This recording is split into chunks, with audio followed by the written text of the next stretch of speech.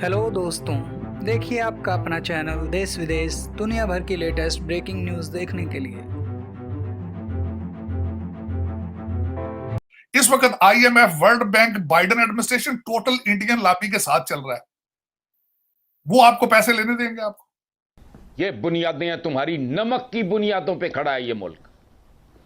ये एक जनरेशन है जिन्होंने ये मुल्क चलाना। उनकी तो ख्वाहिश है ये कि आपके एटमी एसेट्स जो है उन पे सौदेबाजी हो, आप सड़क पे आए। बिल्कुल।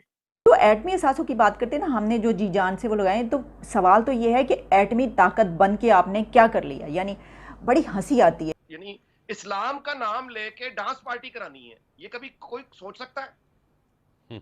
यानी तस्बीह पकड़ी हुई है, नीचे डांस हो रहा है। फकर साहब कि हम दूसरे को हम ये बोल दें कि साहब हम कि आप चिंता मत करिए, आप लड़ाई लड़ रहे हैं, हम आपके भाई हैं।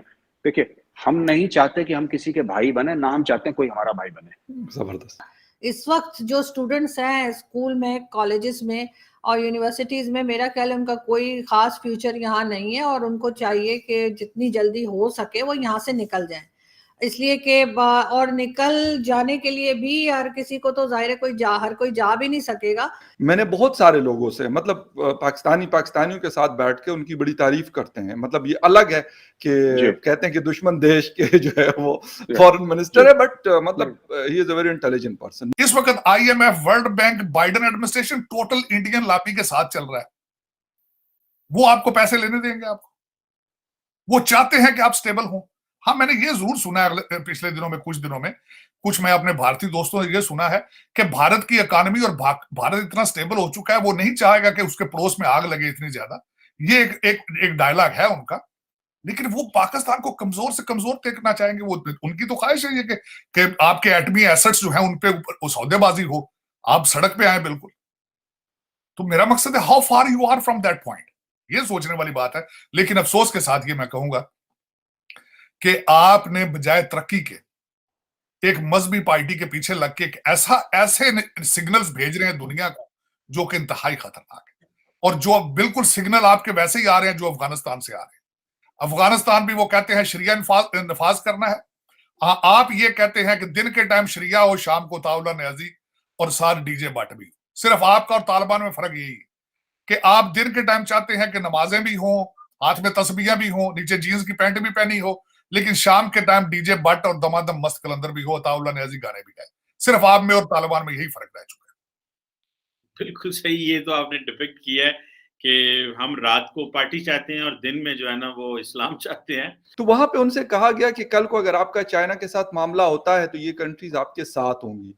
तो उन्होंने भी यही जवाब दिया था जो आप बोल रहे हैं कि भाई हम चाइना के साथ हम देख लेंगे, हो सकता है हमारी कोई मतलब जंग हो भी ना, ठीक है, हमारे मामलात खराब हैं लेकिन हम उसको ठीक भी कर सकते हैं और अगर खराब होंगे तो हम उसको मैनेज भी कर सकते हैं, आपकी सपोर्ट हमें नहीं चाहिए। तो क्योंकि मतलब वो रशियन ऑयल के उस पे कॉन्टेस्ट में उनसे सवाल किया जा रहा है कि अगर आप उनसे ये खरीदेंगे तो कल को आपका चाइना के साथ होगा तो फिर आपके मदद के लिए कोई आएगा नहीं, आप अकेले खड़े होंगे।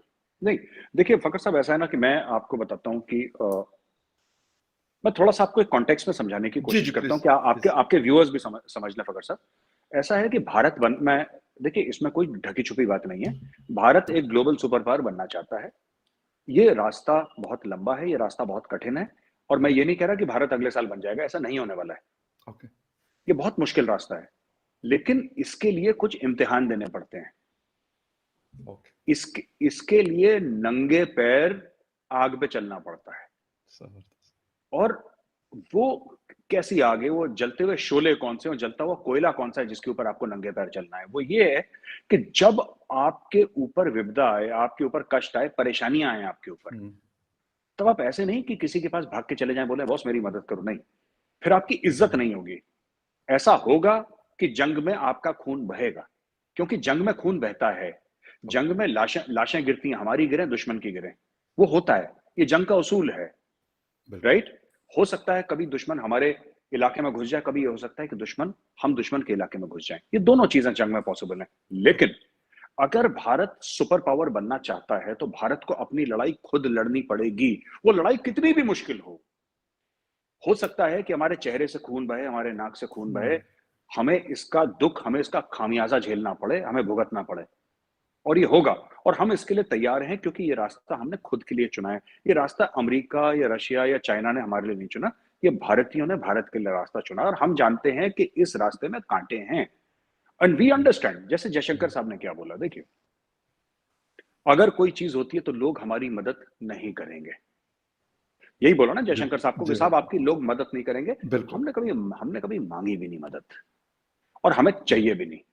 हम देख लेंगे अपना मामला, हम इतने सक्षम हैं, हम इतने ताकतवर हैं कि अपने मसले हम खुद सॉल्व कर लें। देखिए दूसरे के मसले में हम पड़ते नहीं।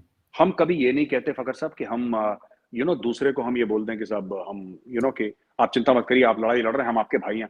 देखिए हम नहीं चाहते कि हम किसी के भाई बने, ना हम चाहते हैं कोई हमारा भाई बने। जबरदस्त। आप अपने घर में रहें, हम अपने घर में रहें, आप खुश रहें, हम खुश रहें।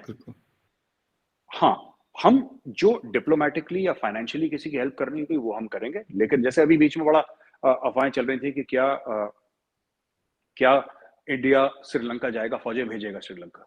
87 में भी गालिबन ऐसा हुआ था, उनको भेजी गई थी फोर्सेस। जी 87 में एक वो अकॉर्ड था जिसके तहत ऑपरेशन पवन लॉन्च करा था।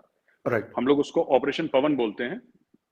पवन का मतलब है हवा, और जो हनुमान जी हैं जिनको हम भगवान मानते हैं, हनुमान जी, उनको पवन पुत्र कहते हैं। रामायण में ये बताते हैं कि वो लंका गए थे, जो हनुमान जी थे वो लंका गए थे उड़ के, उन्होंने छलांग लगाई थी भारत से और लंका गए थे उड़ के। तो ऑपरेशन पवन इस पवन पुत्र हनुमान जी के ऊपर ऑपरेशन पवन लॉन्च करा था, वहां पे हम लोग गए। उस समय हमें ठीक लग रहा था इसलिए हमने करा, आज हमें ठीक नहीं लग रहा इसलिए हम नहीं करेंगे। जयशंकर साहब बहुत पुराने खिलाड़ी हैं सब, बहुत उनका दिहाइयों का एक्सपीरियंस है, और मतलब कि वो बड़े मजे हुए खिलाड़ी हैं, और he is a very respected, globally respected diplomat. No doubt about it. बिल्कुल पाकिस्तान में लोग मेजर साहब, मतलब ये नहीं कि वो आप मेरे सामने बैठ